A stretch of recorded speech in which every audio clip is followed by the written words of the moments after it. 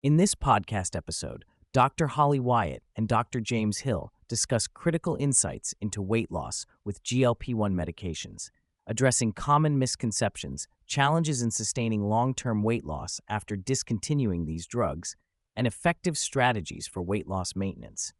They emphasize the biological realities behind obesity, the importance of mindset, social environments, and lifestyle factors such as nutrition and physical activity, while also sharing findings from extensive long-term research on individuals who have successfully maintained weight loss.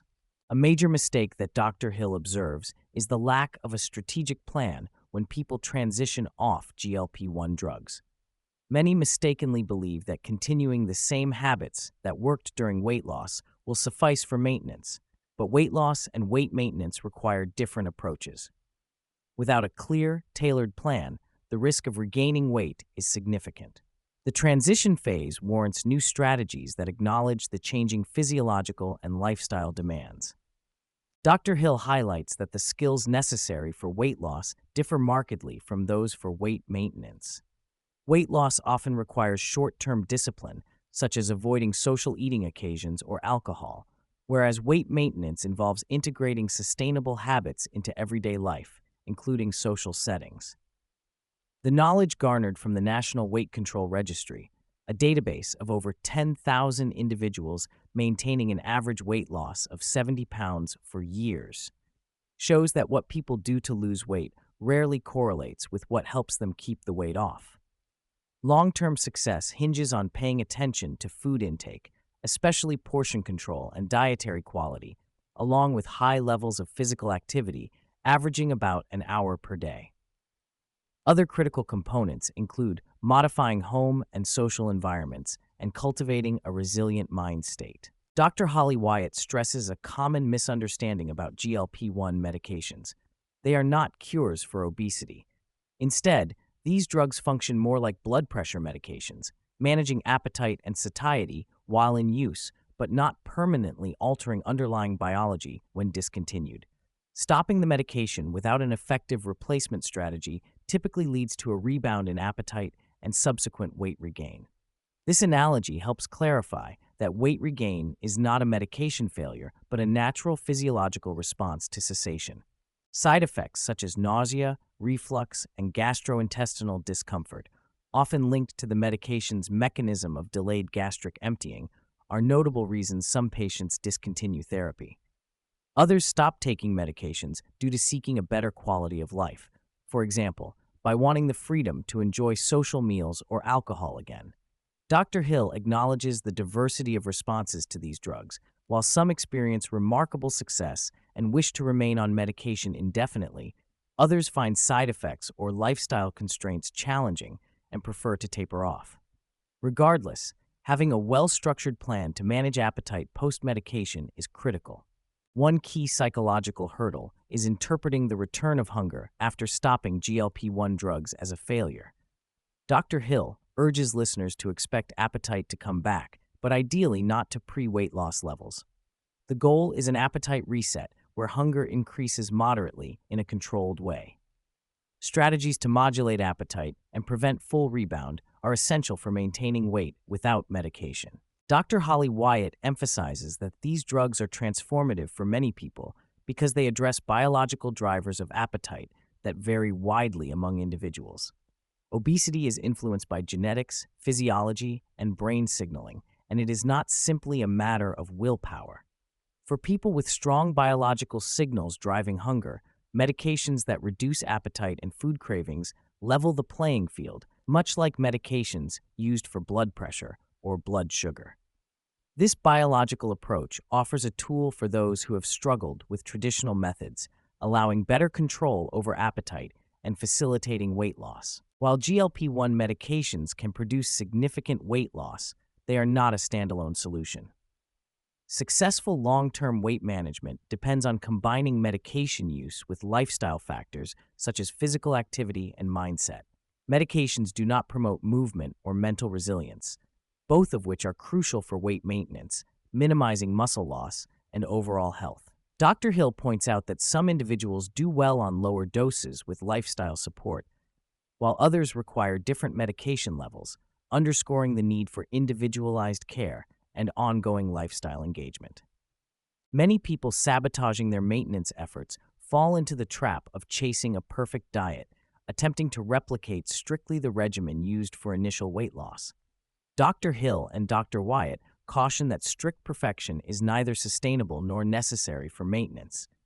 Instead, maintenance success is often linked to flexibility, enjoyment of food, and prioritizing physical activity over dietary restrictiveness. Once the weight is lost, physical activity becomes the main driver in keeping it off, effectively taking the driver's seat, while diet plays a supporting role. A key recommendation is setting non-negotiable daily minimums for protein, fiber, and physical activity. Protein and fiber help enhance satiety and regulate appetite, partially mimicking the effects of GLP-1 drugs by slowing gastric emptying and improving gut microbiome health.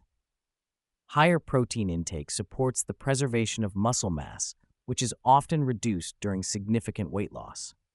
Physical activity, particularly resistance training and walking, is indispensable not only for burning calories, but also for reversing metabolic slowdowns and maintaining muscle. The National Weight Control Registry data highlight that those maintaining weight loss engage in about an hour of intentional physical activity daily. Avoiding calories from liquids is crucial, as beverages provide calories that often do not promote fullness and can undermine weight maintenance. People who successfully maintain weight tend to prioritize calories from solid foods to maximize satiety. Practical strategies include minimizing sugar-sweetened beverages, choosing whole foods with low energy density, and enhancing meals with herbs, spices, or high-fiber ingredients to improve taste and satisfaction. For some, protein-rich shakes or bone broth can serve as functional, satiating meal options. Regular weight monitoring is essential for catching early signs of weight regain and intervening promptly. Dr. Wyatt advocates daily weighing as a neutral, data-driven practice akin to diabetic glucose monitoring. By tracking trends and using an individualized take-action weight, people can avoid large-scale regression by applying pre-planned strategies at the first sign of regain. Averaging weight over days can reduce the impact of natural daily fluctuations and emotional responses to isolated numbers. Social networks have a profound influence on weight and health behaviors. Dr. Hill explains that people tend to resemble the habits and weight status of their close friends. Maintaining weight loss often involves engaging with others who support healthy lifestyles or adapting social activities to new preferences, such as participating in active hobbies instead of socializing around calorie-rich foods and alcohol. Building and nurturing social connections that align with wellness goals can significantly ease maintenance efforts. The discussion acknowledges the challenge presented by highly palatable, often ultra-processed foods engineered to activate reward pathways. While the food industry caters to consumer demand, individuals vary in their susceptibility to food hijacking. Recognizing personal triggers and maintaining vigilance around specific foods prone to overconsumption is critical. Strategies include minimizing exposure to such foods and choosing healthier alternatives to prevent relapse. Walking is promoted as a foundational and accessible form of activity, beneficial for weight maintenance and general health. However, those maintaining significant weight loss typically supplement walking with other forms of exercise, such as resistance training to preserve muscle and metabolic health. The emphasis is placed on finding enjoyable, sustainable physical activities, ideally performed regularly and, when possible, in social settings, to enhance adherence and enjoyment. Perhaps unexpectedly, the most impactful element emerging from the data is mindset. Successful long-term weight maintainers adopt a resilient and growth-oriented mental framework.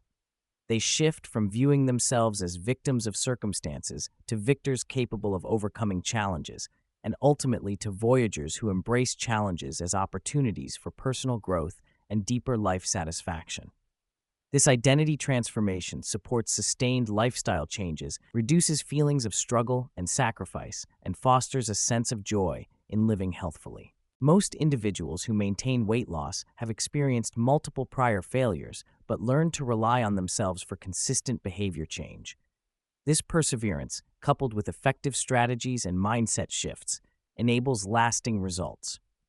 The podcast highlights that while medications are critical tools in the early phase, the enduring success is grounded in lifestyle behaviors and psychological resilience cultivated intentionally over time.